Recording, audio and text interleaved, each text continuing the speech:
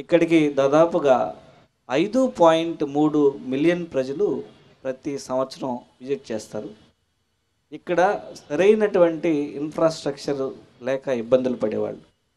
2019లో YS Jaganmohan Reddy గారు అధికారం చేపట్టిన తర్వాత మా స్థానిక శాసనసభ్యులు మా అన్న భూమన కరుణాకర్ రెడ్డి గారు ఎమ్మెల్యే అయిన తర్వాత ఆయన సారథ్యంలో మా సోదరుడు భూమన అభినయ్ రెడ్డి గారి ఒక యుద్ధ ప్రాతిపదికన అన్ని మాస్టర్ ప్లాన్ రోడ్స్ని అత్యంత వేగంగా పూర్తి చేయడం జరిగింది. అది మనందరం చూస్తున్నాం, దాని ఫలాలు అందరం ఎంజాయ్ చేస్తున్నాం.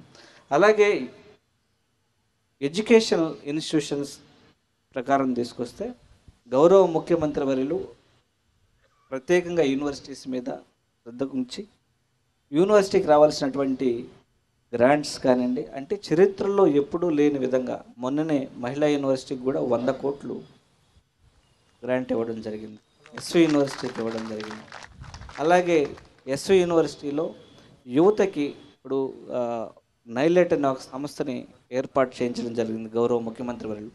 ఇది ఇండియాలో మొట్టమొదటి సెమీ కండక్టర్స్ ల్యాబ్కు సంబంధించినటువంటి స్కిల్ని మన తిరుపతిలో నేర్పించబోతున్నారు. ఒక సంవత్సరానికి 1000 నుంచి 5000 మంది వరకు ట్రైన్ చేయబోతున్నారు. ఇది ఈ జూన్ నుంచి స్టార్ట్ అవ్వచ్చు. ఆల్రెడీ దానికి సంబంధించి 10 కోట్ల రూపాయలు నిధులను కూడా విడుదల చేయడం జరిగింది. దీనిలో ఎక్కువ నైపుణ్యాన్ని కానీ సంపాదించినట్లయితే పిల్లలకి చాలా డిమాండ్ ఉన్నటువంటి కోర్సులనే అక్కడ ప్రవేశపెట్టడం జరుగుతూ ఉంది. అలాగే ఇన్ఫ్రాస్ట్రక్చర్ విషయానికి వస్తే దాదాపుగా తిరుపతి పార్లమెంటు సెగ్మెంట్కి సంబంధించి కనెక్టివిటీస్ తీసుకుంటే దాదాపుగా గౌరవ ముఖ్యమంత్రి వర్యుల యొక్క నేతృత్వంలో 742 కిలోమీటర్లని ఆల్మోస్ట్ 16,000 కోట్ల రూపాయల నిధులతో అభివృద్ధి చేయడానికి వేగంగా పనులు జరుగుతూ ఉన్నాయి.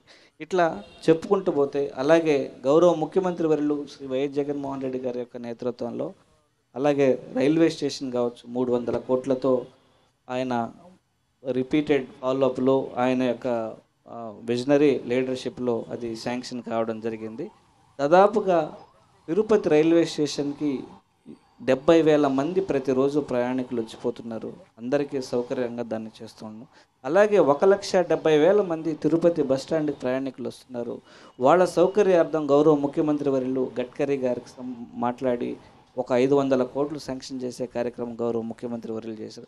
ఇలా చెప్పుకుంటూ పోతే తిరుపతి పార్లమెంటు నియోజకవర్గం పుట్టినప్పటి నుంచి 2019 వరకు ఎన్ని నిధులైతే వచ్చాయో అంతకి 4 గింతల పైన గౌరవ ముఖ్యమంత్రి వర్యులు శ్రీ వైఎస్ జగన్మోహన్ రెడ్డి గారి నాయకత్వంలో ఈరోజు తిరుపతి పార్లమెంట్ నియోజకవర్గానికి నిధులు రావడం జరిగింది.